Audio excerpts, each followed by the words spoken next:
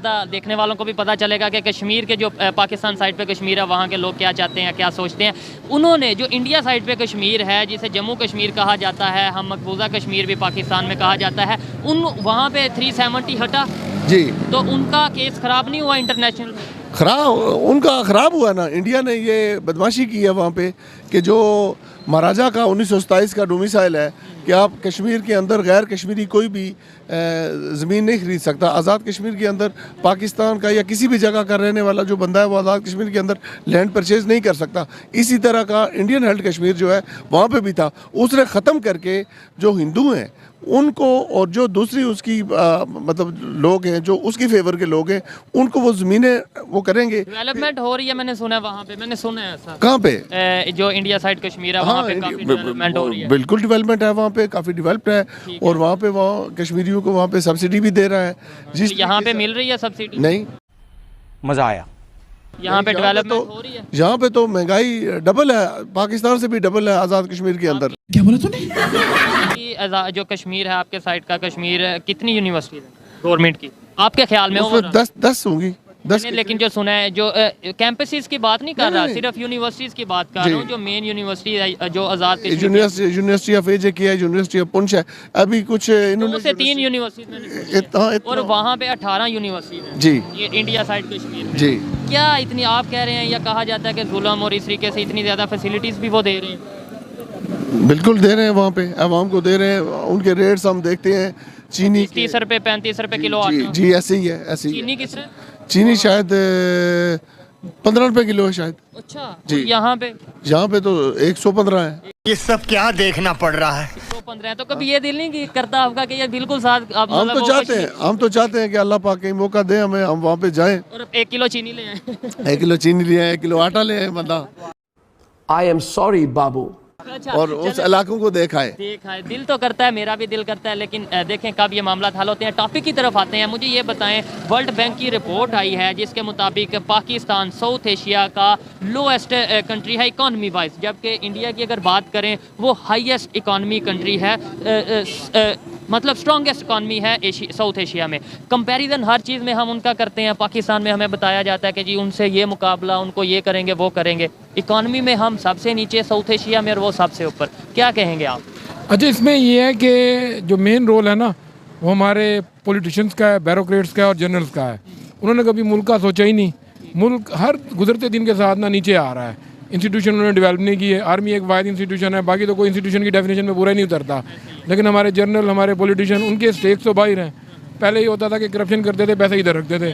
अब अब करप्शन करते हैं, सारे पैसे बाहर ले जाते हैं। तो मुल्क में तो गरीब होना है। इंडिया ने रिसेंटली एक मिसाइल लॉन्च किया है जिसका नाम है ब्रह्मोस मिसाइल। 400 किलोमीटर उसकी रेंज है। अगर बात करें टेक्नोलॉजी की, मिसाइल टेक्नोलॉजी की या इकोनॉमी की, दोनों में इंडिया बहुत तेजी से ग्रो कर रहा है। लेकिन पाकिस्तान में आज भी ये नजरिया दिया जाता है इंडिया को हम घुस के मारेंगे, इंडिया को हम ये करेंगे। क्या लगता है कि जैसे उसकी इकोनॉमी ग्रो कर रही है, जैसे उनका टेक्नोलॉजी ग्रो कर रहा है, टेक्नोलॉजी में वो ग्रो कर रहे हैं, हमें अब सोच बदलनी चाहिए या नहीं? असल में जी बात यह है कि 70 साल 75 साल हो गए पाकिस्तान बने हुए। हमारे जो मुल्क के जो हुक्मरानी रही ना, असल में तो एस्टेब्लिशमेंट के हाथों में रही है। ठीक है, तो उन्होंने इस कार्ड को खेला हुआ है कि इंडिया के साथ चूंकि जंग करनी है, हमने उनको मारना है। ठीक है, तो हमें यही पढ़ाते रहे हैं आज तक कि इंडिया हमारा दुश्मन है। ठीक है, वो हमारा दुश्मन है, लेकिन आपने उसको अगर फतह करना है तो टेक्नोलॉजी के लिहाज से फतह करें। ठीक है, पहले नंबर पे दुश्मन समझना नहीं चाहिए, दौर चेंज हो चुका है। लेकिन नहीं, वो तो आपकी बात ठीक है, लेकिन किसी हद तक कायदे आज़म ने ऐसे तो नहीं पाकिस्तान बना दिया ना। ठीक है ना, हमारा आप आज देख लें कश्मीर में वहाँ पे क्या हो रहा है, वहाँ पे उनको घरों से निकाला। कायदे आज़म ने पाकिस्तान बनाया था, उस पाकिस्तान में बांग्लादेश भी था। वो बांग्लादेश तो बांग्लादेश क्यों हुआ अलग? इसी वजह से हुआ ना कि बांग्लादेश को उनके हकूक नहीं दिए गए। ठीक है ना, अगर वो आप जो बात कर रहे हैं दुश्मन है किसी लॉजिक के साथ, मैं ये कह रहा हूँ बांग्लादेश हमारे दुश्मन इस लिहाज से है ना कि वो अखंड भारत चाहता है ना, वो तो चाहते नहीं था कि हम भी तो गजवा हिंद की बात करते हैं। वो गजवा हिंद तो वो तो एक देखे जी, वो तो सुने हदीस के लिहाज से जो है वो तो है, जो हदीस में वो तो पूरा होना है। अब गजवा हिंद कहाँ से लड़ा जाएगा हमें नहीं पता कि उस वक्त हिंद के इलाके में कौन कौन से शामिल थे, लेकिन लड़ा जाएगा वो और वो फतह होगी। अच्छा, हमको सिखा रिया है। मुझे सबसे पहले तो बताएं पाकिस्तान में महंगाई की क्या सिचुएशन है? महंगाई की सिचुएशन ये है सर, अगर कोई 100 रुपये कमा रहा है तो उसका 300 रुपये खर्चा है। 100 रुपए कमा रहा है, 300 रुपया खर्चा है। आटे का क्या रेट चल रहा है? आटे का देखिए अब 150 प्लस कह रहे हैं। ठीक है। गवर्नमेंट का कोई रेट है, आगे कोई दे रहा है, कोई चेक बैलेंस नहीं है। अभी कल की खबर है कि एक बंदा आटे की लाइन में खड़ा था आटा लेने के लिए और वो मर गया। आटे के एक थैले के लिए उसकी जान चली गई है। पाकिस्तान में ये कंडीशन है और इस पर शब्बर जैदी जो कि मिनिस्टर रह चुके हैं, उन्होंने स्टेटमेंट दिया कि इंडिया में 35-40 रुपए किलो आटा है और यहाँ पे 160-70 रुपए किलो आटा है। मुझे ये बताएं, उन्होंने इतनी ज़्यादा मतलब 1 अरब और 35 करोड़ के राउंड अबाउट उनकी आबादी है, उन्होंने फिर भी महंगाई को कंट्रोल किया या उस पर वर्क कर रहे हैं। हम क्यों नहीं कर पा रहे और आज उनकी एग्जाम्पल देने पर मजबूर क्यों है? इसकी सर मेन वजह ये माशिया से रिलेटेड आपका सवाल है। देखें अगर वो उधर 40 रुपए किलो है तो उनके जो है ना रुपये की वैल्यू देखें। हमारा रुपया डी वैल्यू हो गया, मेरे हिसाब से वो 4 रुपये का बनता है। अगर औसतन हिसाब लगाया जाए तो वो वहीं आ जाता है। 3.25 रुपए का बन रहा है और वो 3.25 रुपए का ठीक है, चलो ये आपने एक लॉजिक दे दिया, वो फिर भी 100 रुपया ऑलमोस्ट बनता है, 160-70 नहीं बनता। लेकिन वो 3.25 क्यों चला गया? ये शुरू से 3.25 था। लेकिन वो एक ये भी देखे ना, हमारे पास जो 3-4 अरब रिजर्व रह गए हैं वो भी किसी के हैं कि वो 500-600 करीब उनके रिजर्व हैं। वो अपनी वाम को सब्सिडी भी दे सकते हैं, प्राइस कंट्रोल भी कर सकते हैं। हमारे पास देखे दिन ब दिन पैसा डिवैल्यू हो रहा है। कोई बात है ना कि आप ये कह रहे हैं, यही बात हमारे मिनिस्टर ने किया कि वहाँ पे ये हो रहा है, वो हो रहा है वहाँ पे। अब आज हम उनकी तारीफ़ें करने पे मजबूर हैं या उनकी जो अच्छी चीज़ें हैं वो दुनिया को बताने पर मजबूर हैं। हम पॉलिसी उनकी क्यों नहीं अडॉप्ट कर लेते? जैसे उन्होंने बेहतरी किया, हम क्यों नहीं बेहतरी? सिर्फ एग्जाम्पल देनी है। वो इसलिए नहीं, वो हमसे आगे निकल गया। उधर वो जो है ना, हम जिसको कहते हैं मुक्तदरा, जो एस्टेब्लिशमेंट जिसे कहते हैं, वो जो है ना वो अपना काम करती है। वो सियासतदान वो अपना काम करते हैं। इस हमारे ऊपर तो सारी डायरेक्ट इनडायरेक्ट एस्टेब्लिशमेंट ने हुकूमत की है। जो बंदा मुल्क को थोड़ा स्टेबलाइज करने लगता है, जो अपने पाँव पे खड़ा होता है, उसके नीचे से ये चारपाई खींच लेते हैं। ठीक है। पाकिस्तान एक एग्रीकल्चर कंट्री है, ये हम किताबों पे भी पढ़ते आए हैं, दुनिया को भी यही बताते रहे हैं कि पाकिस्तान एग्रीकल्चर कंट्री है। एग्रीकल्चरल कंट्री में आटा 160-170 रुपये होना एक शर्म वाली बात नहीं है? देखें ये हम पढ़ते हैं, देखें आप भी मेरी तरह मेरी से कम ही उम्र के होंगे, लेकिन आप देखें हमने पिछले 10-15 सालों में ज़री मुल्क है, हमने ज़राअत के साथ किया क्या है? हमने 2 काम किए, एक बच्चे पैदा किए हैं और एक सोसाइटी बनाई है। इसके अलावा हमने कोई तीसरा काम तो किया नहीं। कि इंडिया के बारे में सुना है कभी? बहुत बारी सुना है। इंसान ना इधर आके अपने अपने रवैये बदल गए। हम ये हैं। बनाया तो सबको अल्लाह ताला ने है ना। अच्छा।